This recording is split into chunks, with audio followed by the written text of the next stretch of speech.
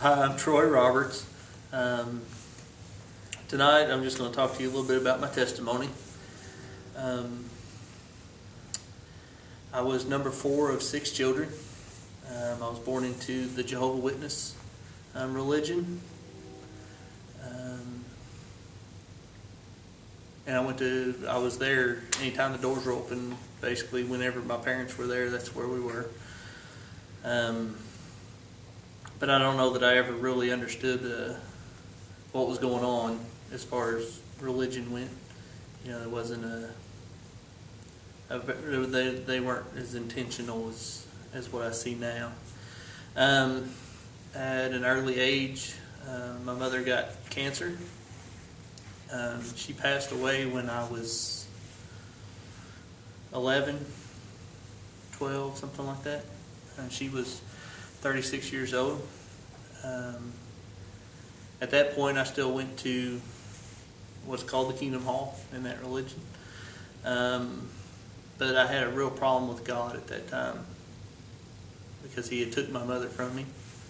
I didn't fully understand that. Nobody ever fully explained it to me.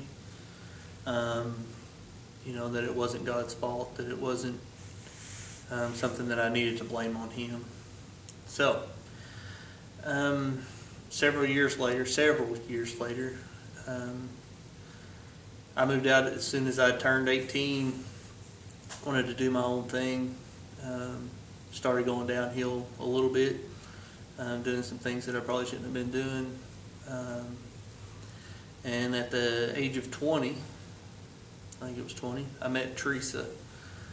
And as some of you may know, she's 4 years younger than me. So our dating at that time kind of basically consisted of going to church. If I wanted to see her, I had to go to church to see her, which ended up being a great thing for me. So we dated for, I try to remember exactly when, I don't remember the exact time, but we dated for probably a year, close to a year, and at that point I knew that Teresa was the one. So I asked her dad if I could marry her, and he says yes, but you have to wait until she graduates. And I'm like, okay. So we're dating, I'm going to church with them, they kind of adopt me into their family, and we're at church one Sunday morning. Brother Dan Hughes is preaching. Can't tell you exactly what he was preaching about. But at the end of that service, when they did the call forward, Teresa's dad got up and really spoke from his heart as to what God had done for him and how it had changed him. And at that point, I felt God's conviction in my heart to the things that I was doing that I didn't need to be doing, and that I needed that true relationship with Him. So that Sunday morning, I surrendered to Christ, let Him come into me, His Spirit come into me and start governing me. Of course, we all know as humans, we still sin.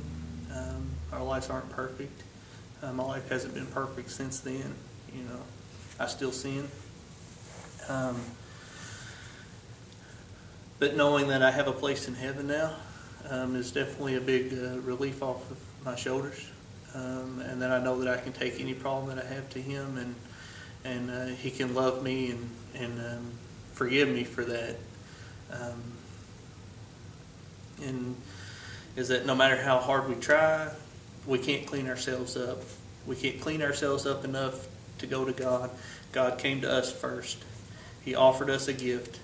And once we accept that gift, it's just a great feeling inside. So I guess my challenge to you is, if you haven't accepted Jesus, if you don't know Him on a personal basis, that you would ask Him to be your personal friend.